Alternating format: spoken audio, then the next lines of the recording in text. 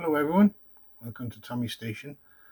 This is my March of the Mods part 2 because I'd actually left a couple off the video last week. Eric from Railways 187 pointed out that I'd actually missed one very important loco. Yeah, I'll show you that one after.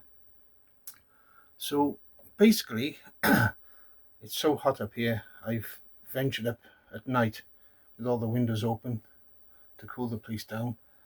So I've rearranged all my wagons. So as many of you probably would have noticed, it was a mess. They were upside down, stacked on top of each other.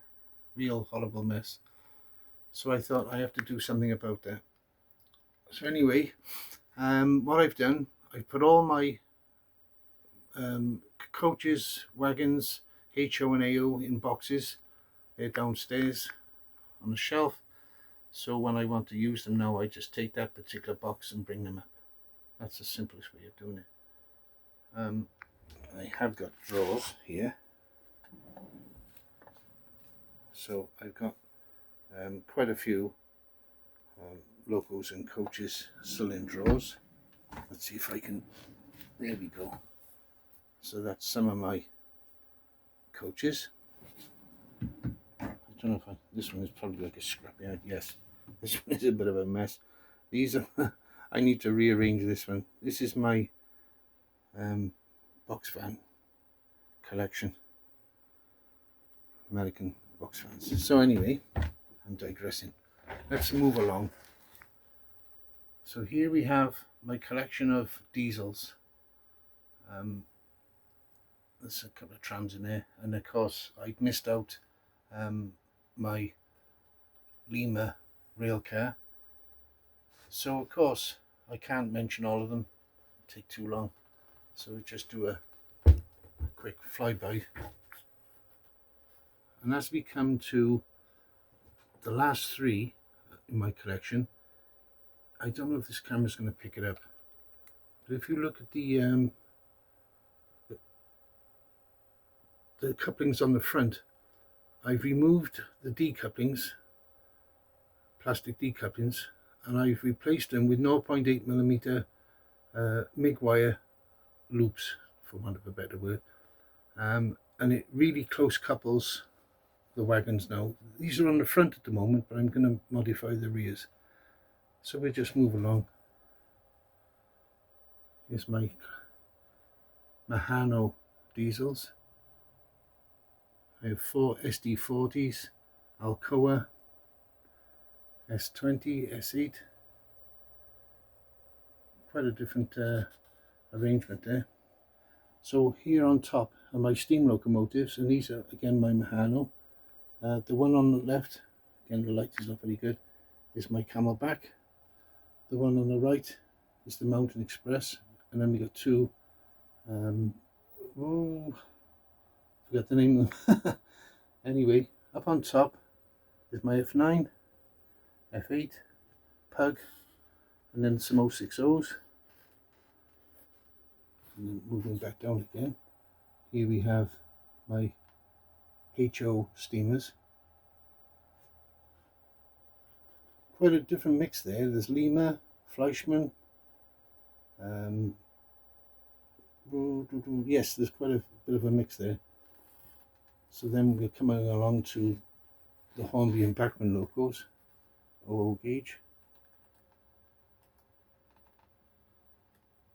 And then right at the end are 3 locos I scratch built.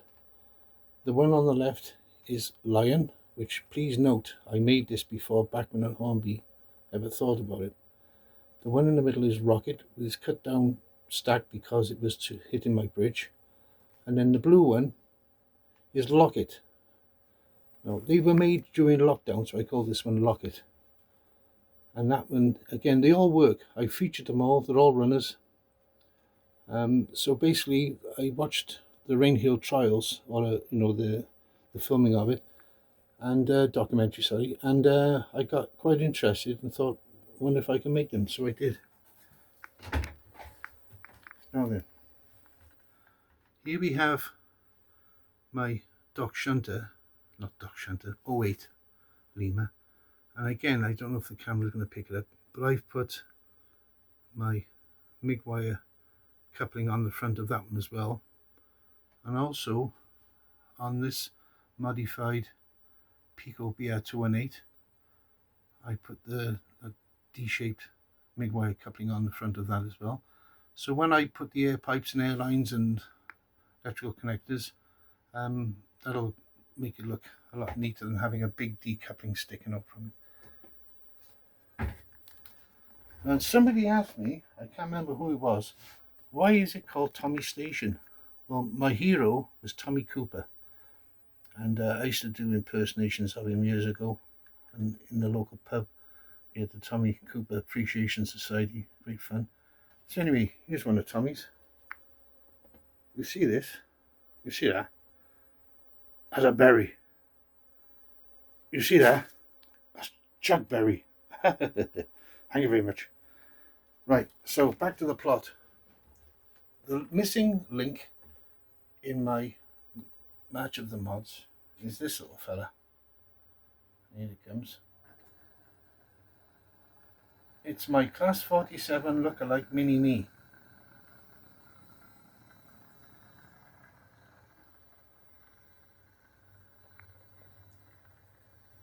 Now then, I bought a Pico Hobby Range Ludmilla, and it was a big mistake because although I'd really like Pico, the Hobby Range Ludmilla is terrible. So anyway, it didn't run very well at all, too long. So what I did, I cut down one of my Mahano 70000 bodies and fitted it onto the Pico Ludmilla self-contained bogie and motor. So they don't use pickups from the front bogie like on a lot of models. This was self-contained. So anyway, like I say, it's a bit noisy, but there we go.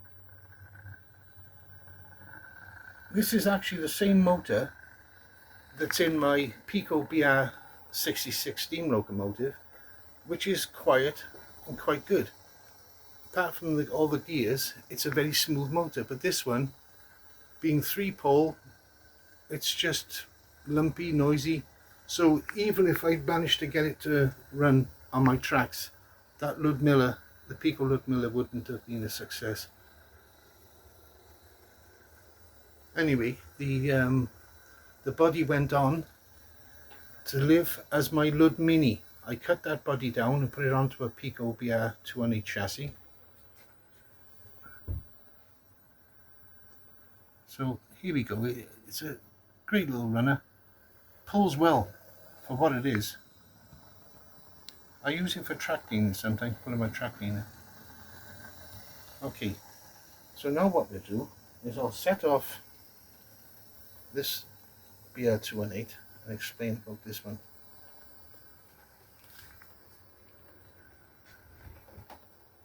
This is, as I said, a Pico BR218 body on a Roco 1044 electric loco. The one with the key. I'll show you the body now when this one comes around.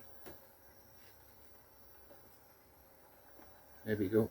There's the body, 1044. Now I don't use electrified locos on my layout, so I've utilised the chassis as a diesel. Let's slow this one down.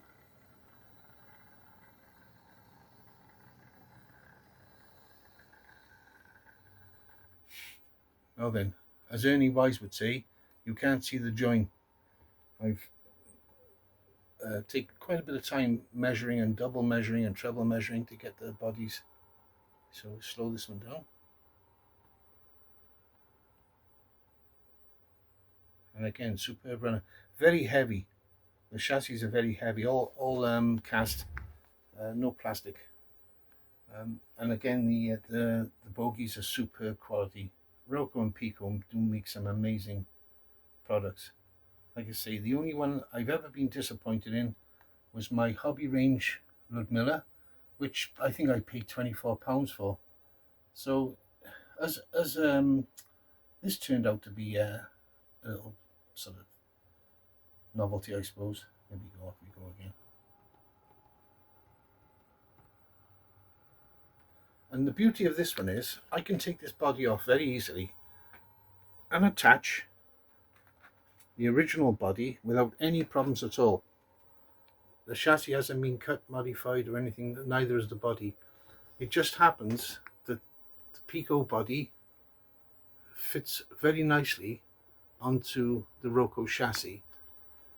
And I just made a few simple plastic clips on the body, and again this can go back on to an original Pico 218 chassis without any problem at all.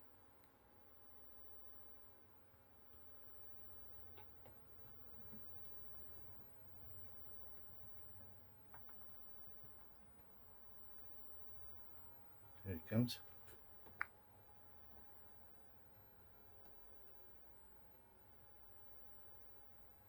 There we go. Okay, so thank you for watching. Bye now.